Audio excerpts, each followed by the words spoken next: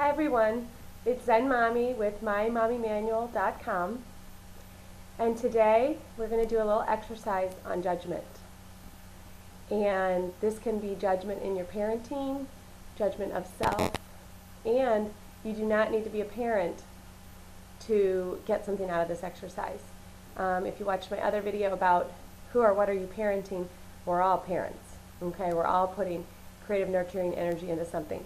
So I'm hoping this exercise will give you some insight into judgment and non-judgment.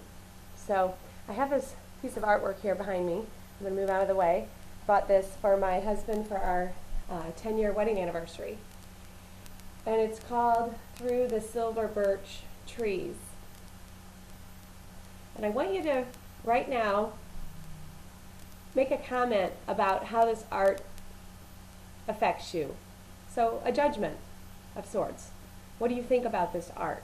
And you need to do this to get something out of this exercise. So just whatever strikes you about it. Some comment, some judgment you have, positive, negative, neutral, about this piece of artwork. Okay, right now just go on down, right here, type a comment, how this art affects you. Okay, there's no judgment about your judgment. Just make one, because you've got to do that to get something out of this exercise. Okay, so now imagine that this piece of artwork is your life. And lots of people are looking at your life, including yourself, and formulating opinions, either positive, negative, or neutral. Because someone has an opinion about your life, does it make it so? I happen to love this piece of artwork. When I saw it, it made me feel 6 years old.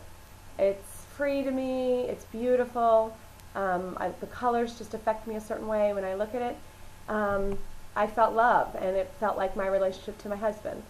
Love, beauty, freedom. So, you know, I knew right on the spot it was art for us. You may look at it and go, what a mess. You know, look at all that. You know, I like literal art, not abstract.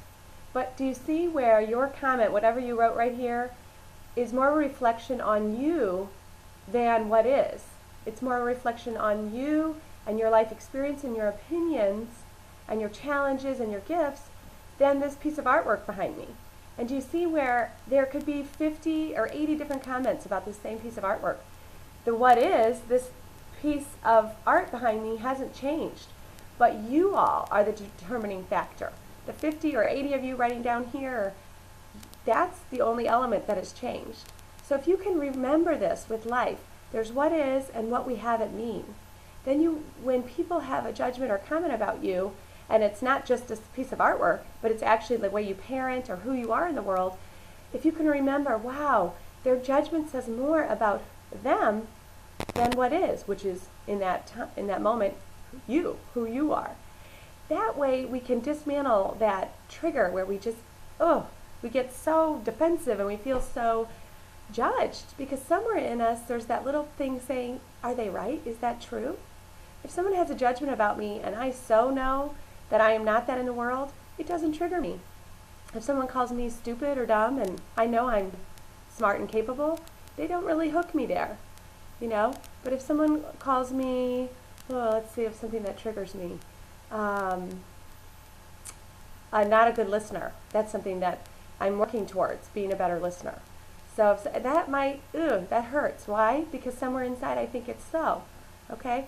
So remember that in your life. Look for judgments and look for what that says about the other person. And then take a deep breath and let the judgment go, because it's just their opinion. Okay? I tell my kids, if someone says you have purple hair, does that mean you have purple hair? No, and they giggle. If someone calls you a tomato, does that mean you're a tomato? No, yeah, of course not. So if someone calls you stupid, does that mean you're stupid? No, and if it hurts, let's look at why it hurts, because it's not so unless you make it so. Awesome. I hope that lives for you. Peace and happiness.